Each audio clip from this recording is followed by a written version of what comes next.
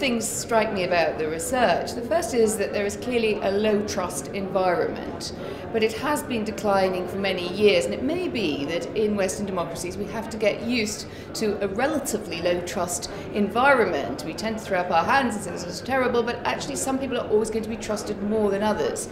And maybe this is just a function of an era of more transparency, of more information. The more you find out about professional groups that you maybe didn't know so much about a few years ago, the more you're likely to think, oh, I don't trust them as much as I did. But my first message would be someone will always still win the trust race, so politicians can also keep that in mind.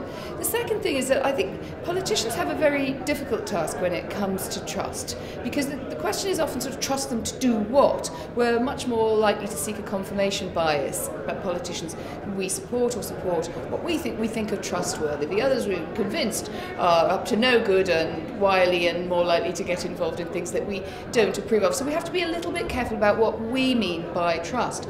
That said, things like MPs' expenses have clearly caused a crisis of belief in why politicians are there, what they're doing for us. And to that extent, the solution is in their own hands. They really do need to raise their game in terms of what the public thinks of them. I think the new generation intake absolutely gets this. And they will maybe never get back to a situation where professional groups, politicians, judges, the press enjoyed very high levels of trust in society, but they certainly don't have to bump along at the bottom levels of trust that they're on right now.